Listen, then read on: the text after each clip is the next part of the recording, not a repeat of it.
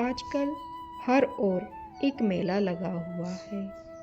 गंगा मेले का, आस्था का, श्रद्धा का। लाखों लोग उमड़ रहे हैं श्री गंगा में स्नान करने, शुद्ध होने और पुण्य कमाने के लिए। पर एक प्रश्न है, क्या हम सच में गंगा नहा रहे हैं या बस अपने शरीर को पानी में डुबोकर अपने मन की गंदगी को और गहरा कर रहे हैं। श्री गंगा माँ का जल तो पवित्र है, पर क्या हमने कभी सोचा है कि यह जल हमें किस लिए बुला रहा है? किस भावना से हमें नहाना है इसमें? किस भावना से हमें उनकी पूजा आराधना करनी है? राजा भागीरथ ने तो श्री गंगा माँ को पृथ्वी पर लाने के लिए केवल एक दिन का नहीं, पीढ़ियों का तप किया था।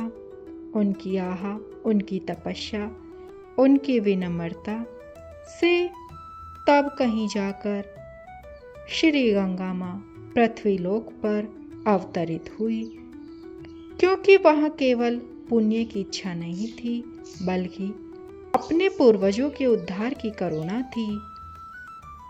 और आज हम जाते हैं श्री गंगा माँ के पास कैमरा लेकर सेल्फी लेने मस्ती करते हुए और कहते हैं, हम गंगा नहा आए।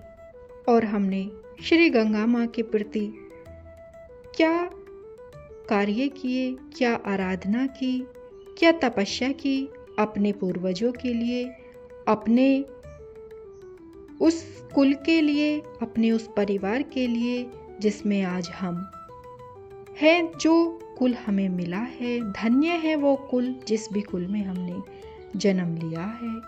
हमें गुरु से यही शिक्षा और प्रकृति से प्रेरणा लेनी चाहिए कि जैसे सभी अपने अपने कर्तव्यों को निभा रहे हैं, वैसे ही हमें भी अपने कर्तव्यों को निभाना चाहिए और अपने कुल को आगे बढ़ाना चाहिए। श्री गंगा माँ तो मौन है, वह सब देखती हैं, हमारी हंसी भी, हमारा दिखावा भी और हमारे भीतर की अंधेरी परतें भी। सच्चा गंगा स्नान तब होता है, तब हम अपने भीतर झांकते हैं, जब हम अपने आप से पूछते हैं, क्या मैं सच में शुद्ध हो रहा हूँ? क्या मेरे भीतर का क्रोध, ईर्ष्या और झूठ इस जल में बह रहा है, गल रहा है या लुप्त हो रहा है? श्री गंगा माँ के जल में उतरने से पहले अगर हमने एक क्षण भी अपनी अहंकार की धूल को देखा, अपने भीतर की मलिनता को पहचाना, तो वही गंगा स्नान है। वरना शरीर नहाकर लौट आएगा, पर मन वैसा ही अपवित्र रहेगा। श्री गंगा माँ केवल जल नहीं है, वह चेतना है, वह वो संस्कार है, वह हमारे भीतर उतरना चाहती है।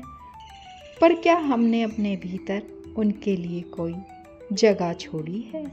या जब भी आप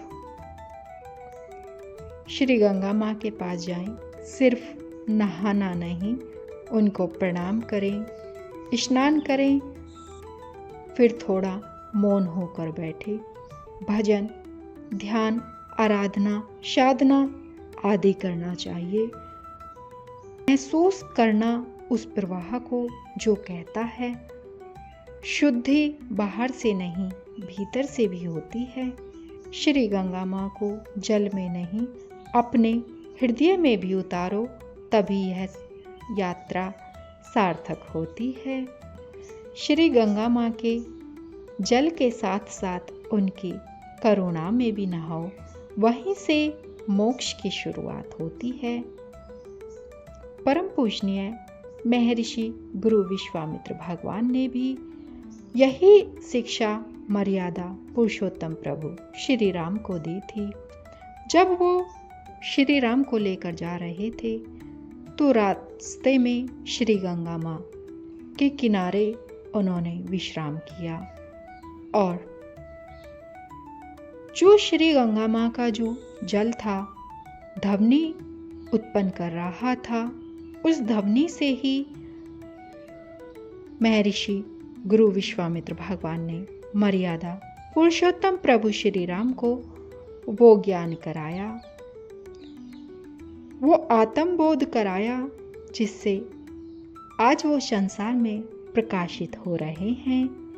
तो हम सभी को भी श्री गुरु के साथ, अपने सतगुरु के साथ उनकी दी हुई शिक्षा, उनकी प्रेरणा को साथ ले जाकर स्नान करना चाहिए, जिससे कि आने वाला समय और भी उज्जवल और भी प्रकाशित हो।